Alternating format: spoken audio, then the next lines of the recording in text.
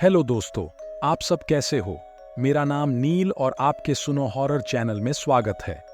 आज हम बात करने वाले हैं अहमदाबाद फ्लैट की सच्ची भूतिया कहानी। अगर आप रात को ये कहानी सुन रहे हों तो सावधान हो जाएं। तो चलो कहानी शुरू करते हैं। अहमदाबाद के एक पॉश इलाके में एक पुराना फ्लैट था जो कई सालों से खाली पड़ा था। इस फ्लैट के बारे में आसपास के लोग कई कहानियां सुनाते थे। कहते थे कि इस फ्लैट में अजीबोगरीब घटनाएं होती रहती थीं, जिसकी वजह से कोई भी वहां रहने की हिम्मत नहीं करता था।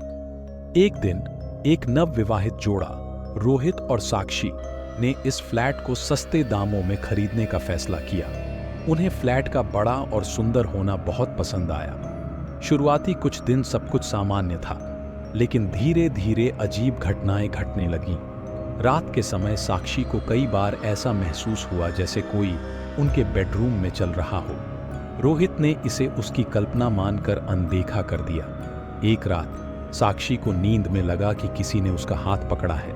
उसने जाग कर देखा, लेकिन वहां कोई नहीं था। यह बात उसने रोहित को बताई, लेकिन रोहित ने फिर से इसे उसकी डर की वजह बताया। एक रात रोहित और साक्षी दोनों एक ही सपना देख रहे थे, जिसमें एक बुजुर्ग महिला उन्हें फ्लैट छोड़ने के लिए कह रही थी। उस महिला की आंखें बहुत ही भयानक थीं और उसका चेहरा सफेद था।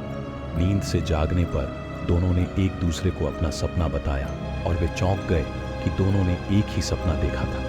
इसके बाद घर में अजीबोगरीब आवाजें आने लगीं। कभी दरवाजे खुद ब खुद खुलते और बंद होते, तो कभी बत्तियां खुद ब खुद जल जाती और बुझ जाती।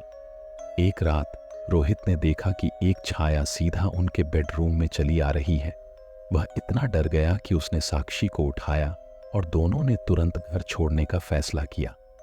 रोहित और साक्षी ने उस डरावनी घटना के बाद कभी भी अपने नए घर में किसी भी तरह की अजीब घटना का सामना नहीं किया।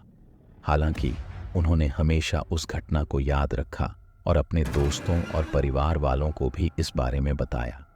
कुछ साल बाद एक दिन रोहित और साक्षी के पुराने दोस्त विजय ने उन्हें फोन किया। विजय ने बताया कि उसने वही फ्लैट किराए पर लिया है, क्योंकि उसे बहुत ही सस्ते दामों में मिल गया था। रोहित और साक्षी ने विजय को तुरंत वह फ्लैट छोड़ने की सलाह दी और अपने साथ घटी घटनाओं के बारे में बताया। लेकिन विजय ने उनकी बातों को मजाक में लिया और कहा कि वह भूत प्रेत जैसी बातों पर विश्वास नहीं करता। कुछ महीनों बाद विजय ने फिर से रोहित और साक्षी को फोन किया। इस बार उसकी आवाज में डर और घबराहट साफ झलक रही थी। विजय ने बताया कि उसके फ्लैट में भी अजीब घटनाएं घटने लगी हैं। रात को उसे किसी के चलने की आवाजें सुनाई देती हैं और दरवाजे खुद ब खुद खुलते बंद होते हैं। उसने यह भी बताया कि एक रात उसने एक बुजुर्ग महिला को अपने सपने में देखा, जो उसे फ्लैट छोड़ने के लिए कह रही थी। विजय ने अब रोहित और साक्षी की बातों पर विश्वास कर लिया और तुरंत फ्लैट छोड़ने का फैसला किया। विजय के फ्लैट छोड़ने के बाद वह फ्लैट फिर से खाली हो गया और कोई भी उसमें रहने की हिम्मत नहीं करता। उस इलाके के लोग अब भी उस फ्लैट को दूर से ही देखते हैं और कहते हैं कि वहां आज भी वह बुजुर्ग महिला की आत्मा भटकती है।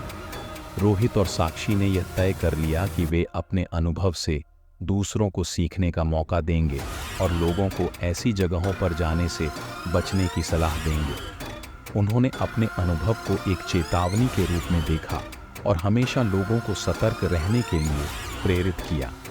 अगर आपको कहानी अच्छी लगी हो तो लाइक, शेयर और सब्सक्राइब करना ना भूलें।